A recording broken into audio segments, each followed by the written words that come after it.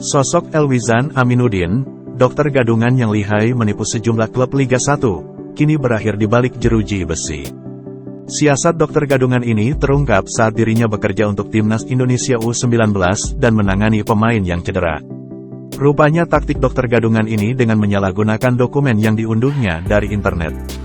Tak pernah mengenyam pendidikan dokter, Elwizan Aminuddin mengandalkan Google saat menangani pemain-pemain yang cedera.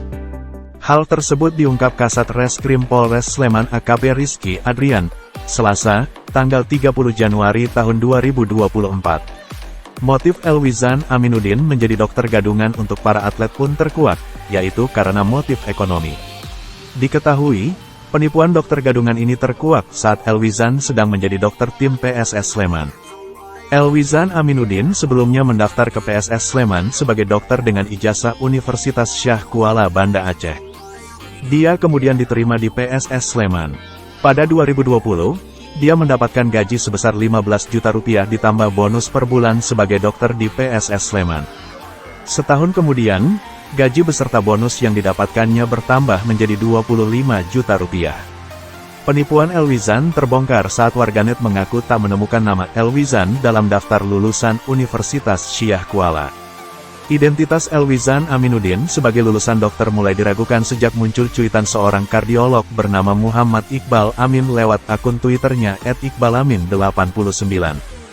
Dikutip dari Kompas.com, tanggal 4 Desember tahun 2021, Elwizan diyakini tidak terdaftar di Konsil Kedokteran Indonesia, KKI, Ikatan Dokter Indonesia, IIDI, atau Pangkalan Data Pendidikan Tinggi, PD Dikti.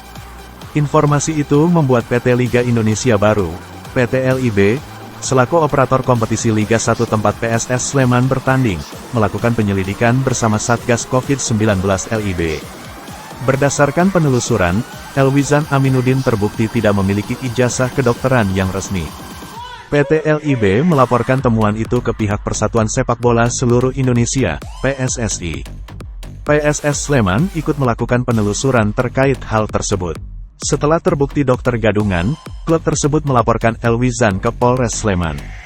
Elwizan ternyata telah hampir 11 tahun menjadi dokter gadungan dengan mengelabui PSSI, klub, dan PT LIB.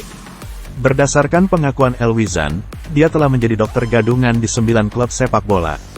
Tim tersebut antara lain PSTNI, sekarang Persikabo 1973, Carlton Putra, Persita Tangerang, Barito Putra, Bali United, Madura United, dan PSS Sleman.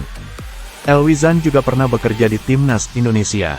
Dia kali pertama dipanggil pada 2014 di ajang Piala AFF di Vietnam untuk Timnas Indonesia U19. Lantas, dia dipanggil lagi pada 2018 untuk Timnas Indonesia U19.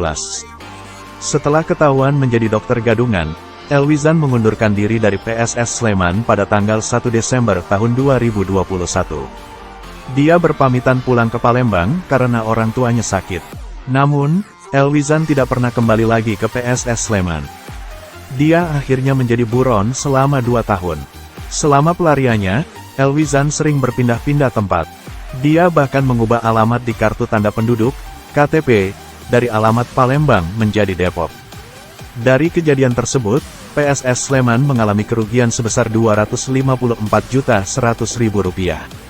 Kerugian tersebut adalah total gaji dan bonus yang diberikan kepada Elwizan. Saat aktif menjadi dokter gadungan, Elwizan pernah hampir mencelakakan pemain Timnas Indonesia. Dia pernah merawat kiper Timnas Hernando Ari dan striker PSS Sleman Sadam Ghaffar. Hernando menyatakan Elwizan pernah melarangnya operasi saat cedera.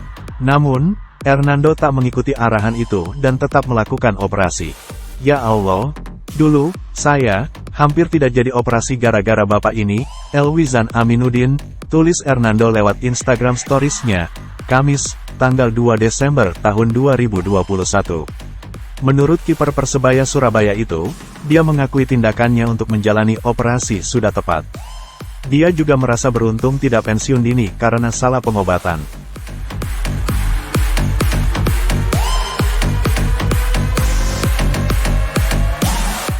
Download Tribun X sekarang, menghadirkan lokal menjadi Indonesia.